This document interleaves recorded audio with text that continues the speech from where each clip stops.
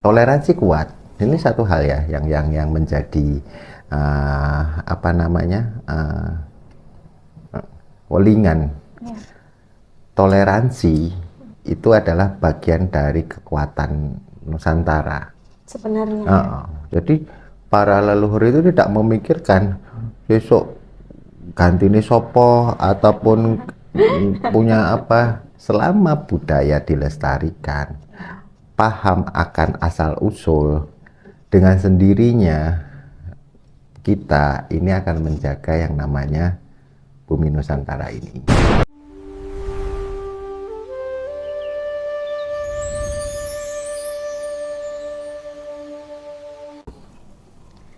Assalamualaikum warahmatullahi wabarakatuh. Waalaikumsalam warahmatullahi wabarakatuh. Jumpa lagi di channel Java Kembang. Kali ini kita akan membahas tentang leluhur secara spiritual dalam menjaga Nusantara. Sebagaimana yang kita tahu, Nusantara kita sudah ada. Bagaimana menurut pandangan spiritual? Sebelum kita mulai, jangan lupa untuk subscribe, like, dan komen. Ya, menurut pandangan spiritual itu ya, leluhur itu kan menjaga Nusantara. Itu bagaimana ya cerita sebenarnya tentang para leluhur menjaga dalam Nusantara kita? Assalamualaikum warahmatullahi wabarakatuh. Waalaikumsalam. Jadi ini memang kita sengaja ya untuk membahas tentang leluhur gaib dalam menjaga Nusantara. Nusantara dalam hal ini berarti NKRI Indonesia. Ada hubungannya dengan istilahnya keprihatinan, dalam arti waktu beberapa malam yang lalu ada pembicaraan secara batin oleh penguasa-penguasa gaib. Ya, anggap aja seperti penguasa utara, barat, timur, selatan, dan semua yang berhubungan dengan para leluhur. Leluhur ini bisa raja-raja zaman dahulu yang memiliki pengaruh luas dan besar di eranya, yang mempunyai kekuasaan dan kesaktian di eranya. Bagaimana kita lihat zaman kerajaan Majapahit, dia benar-benar menjaga Nusantara. Bagaimana zaman kerajaan Mataram, dia berusaha untuk memperluas kekuasaannya untuk menjaga. Dan bagaimana kerajaan-kerajaan yang ada di Nusantara ini, di NKRI, tetap menjadi suatu kerajaan yang itu sebenarnya satu. Jadi kalau dalam sisi spiritualis, gaib-gaib itu kan banyak di Indonesia ini. Ada A, B, C, D, E. Ini kan bagian yang sebenarnya penjagaan di bumi Nusantara ini. Jadi mereka itu akan selalu menjaga yang namanya peradaban Nusantara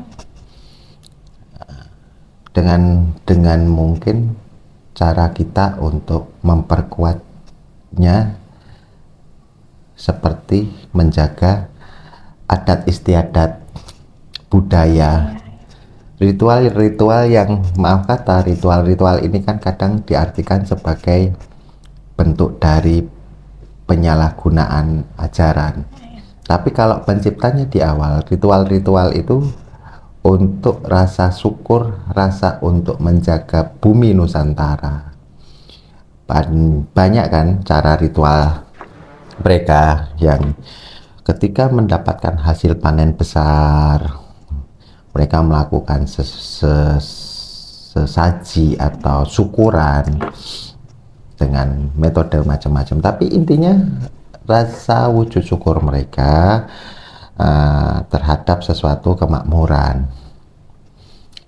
Itu yang mereka akan menjaga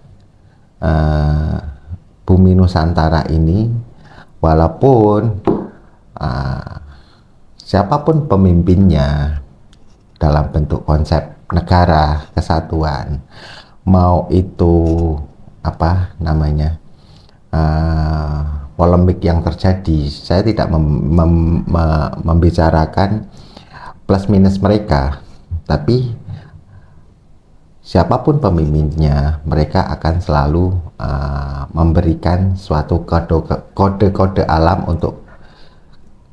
untuk pemimpin tersebut mengingat agar Nusantara, agar Indonesia ini kan seperti itu tidak terpecah. Gitu ya.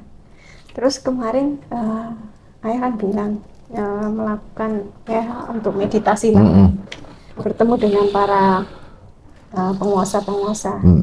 Itu yang dibicarakan apa tentang Nusantara ini? Mereka cuma jangan tinggalkan adat istiadat, karena kekuatan negara, kekuatan Nusantara ini selama adat istiadatnya masih apa namanya dijunjung, ya.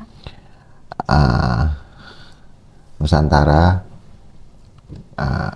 akan terus mereka jaga. Jadi kita tidak berbicara tentang politik yang sekarang terjadi seperti apa, dolar seperti apa, kan seperti itu. Tapi pesan dari para leluhur, para raja-raja zaman dahulu, para penguasa yang menjaga bumi Nusantara ini, zaman dulu kan juga ada juga seperti hal-hal seperti ini, yang mana ini menjatuhkan ini, ingin jadi raja itu, atau seperti apa, ingin jadi pate atau ingin jadi, tapi mereka tidak pernah meninggalkan yang namanya adat istiadat, pakemnya. Ketika kita meninggalkan pakem kita sebagai sandangan kita, pakaian kita itu adalah pakaian yang kita kenakan, kita lupa. Disitulah nilai-nilai Nusantara itu akan pudar dengan sendirinya, hancurnya di situ. Tapi zaman sekarang apakah adat istiadat itu masih melekat pada anak-anak zaman sekarang? Itu tugasnya pemimpin ya. Tugasnya pemimpin untuk memperkuat atau melestarikan lagi apa yang menjadi budaya bangsa, agar tidak tergantikan. Karena ini keresahan para sesepuh, para leluhur, para pendiri bangsa, mungkin kerajaan zaman dahulu. Mereka merasa semakin kesini semakin kesana, kan kayak gitu bahasanya. Iya benar. Nah, jadi semakin nggak jelas. Semakin kesini semakin nggak jelas. Makanya ketika ayah bertanya tentang dunia perpolitikan atau seperti apa dengan mereka hanya berpesan, selama pakaianmu tetap pakaian yang asal usulmu, para leluhur ini akan selalu mendoakan Indonesia tetap bagus. Leluhur ini bukan kerajaan aja loh, maksudnya ada para wali, para mungkin zaman dahulu biksu-biksu, wiku-wiku, para pembesar bangsa yang memang jiwa raganya di era dulu itu memang berpikir bagaimana mempertahankan suatu wilayah dengan adat istiadatnya. Ya. Kan seperti itu. Kalau kita tarik dulu di zaman dahulu, ini kental loh budayanya. Oh iya. Ada budaya A, B, C, dan saling menghargai. Tidak ada toleransi kuat. Ini satu hal ya yang menjadi apa namanya welingan. Ya. Toleransi itu adalah bagian dari kekuatan Nusantara. Sebenarnya. Jadi para leluhur itu tidak memikirkan besok ganti ini sopo ataupun punya apa. Selama budaya dilestarikan, paham akan asal usul, dengan sendirinya kita ini akan menjaga yang namanya bumi Nusantara ini. Semoga bisa. Iya, tapi kalau udah nggak kayak istilahnya kayak tidak memperdulikan itu, terus akhirnya nanti lama-lama itu tadi lupa akan pakaian. Iya benar. Ini kan banyak pengaruh ya dari luar istilahnya, yang mereka cenderung tidak menghargai budaya kita sendiri, hanya mereka yang dari luar kita menganggap itulah yang paling bagus. Coba lihat Susahnya zaman kan kita gitu. kembali lagi ya, zaman sejarah ini ya, sejarah para wali songo, bagaimana mereka mempertahankan namanya adat istiadat walaupun ada keyakinan yang harus diberitahu, kan seperti itu, tapi tidak melunturkan apa yang namanya budaya adat. Terus ditarik lagi ke zaman kerajaan-kerajaan sampai zaman Majapahit, Mataram, entah itu kerajaan yang lain-lainnya, Sriwijaya, atau kita tarik mundur lagi ke situ. Budaya spiritual itu adalah kekuatan negeri ini ternyata. Jadi masih sangat-sangat kental dengan. Nah, sekarang kalau kita sedikit-dikit kita menyalahkan suatu ritual atau apa tanpa memahami konsep sebenarnya, salah sebenarnya. Ritual pesugihan-pesugihan itu salah, wajib untuk dikandani. Tapi wujud dalam spiritual, bentuk syukur, memberikan bahasanya kayak apa ya, adat istiadatnya seperti itu. Pasti bumi Nusantara ini dan para leluhur itu ya Menjaga ya.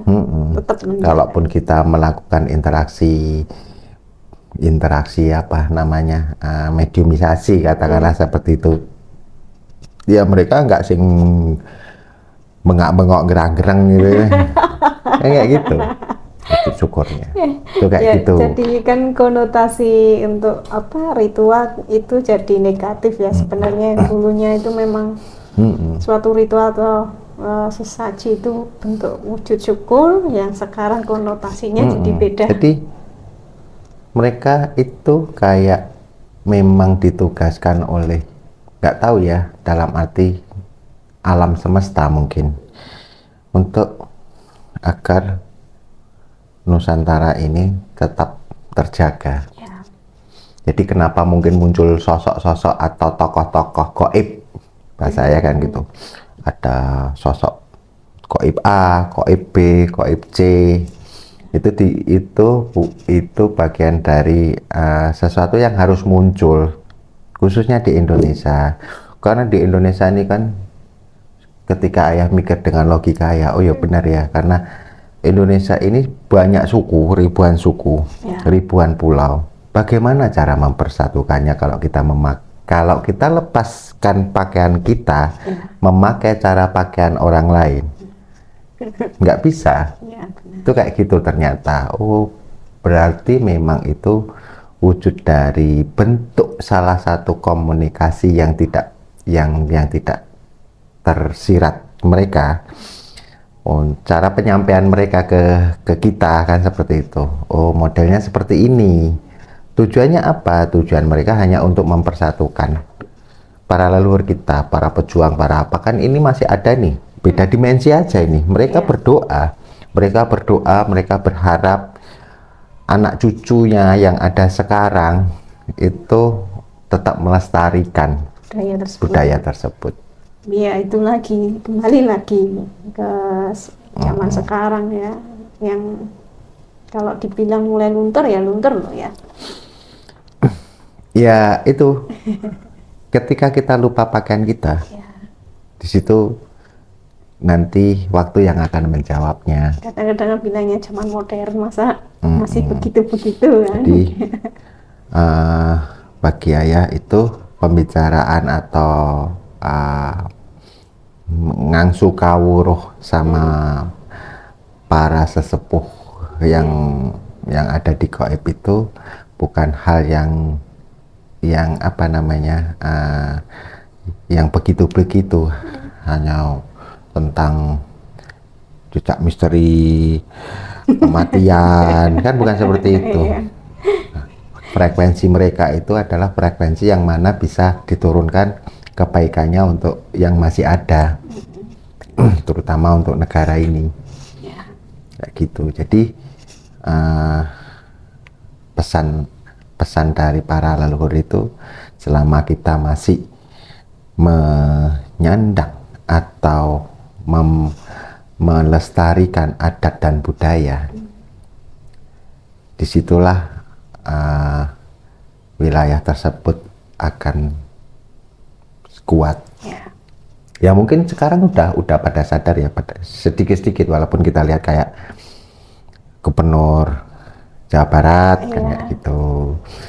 Jadi bisa dilihat kan, pemimpin yang melupakan itu ataupun meninggalkan pakaian asalnya, asal Nusantara, asal dimana nenek moyangnya makan, minum, beranak pinak, melupakan, disitulah wilayah tersebut pasti sudah seperti bukan wilayah Nusantara. Ya, benar. Jadi kita berkewajiban untuk menjaganya dan melestarikan sebenarnya. Jadi dari diri kita dulu dong, jangan kita tergantung dari pemimpin, dari lingkup keluarganya kita dulu. Jadi sesuatu itu kadang pro dan kontra. Ya, benar. Tapi ketika kita hanya meyakini itu untuk kegiatan yang positif, dalam arti bukan untuk diri kita aja, tapi untuk anak cucu dan kelestarian budaya Bumi Nusantara, energi ini akan dengan sendirinya frekuensinya nyalur kayak gitu. Oke. Ada yang mau disampaikan lagi ya? Yaitu tadi pemirsa, itu bukan dari saya pribadi, tapi secara semua pelaku spiritual, praktisi spiritual pasti pernah yang namanya bermusyawarah dengan atau ngangsu kawruh kalau bahasa Jawanya dengan para sesepuh gaib, mencari berita, mencari solusi, ya seperti jamaah lah kan, kita melihat oh begini, baru itu kita simpulkan. Jadi para leluhur itu hanya memohon atau meminta, mengharap dan mendoakan negeri ini, siapapun pemimpinnya, apapun niatnya, selama dia menjaga bumi Nusantara, pasti Indonesia tetap dalam kondisi aman-aman aja. Ya. Oke. Gitu ya. Saya kira cukup ya. Oke pemirsa, terima kasih telah mendengarkan ulasan tentang bumi Nusantara dengan para leluhur yang kita lihat dari segi spiritual.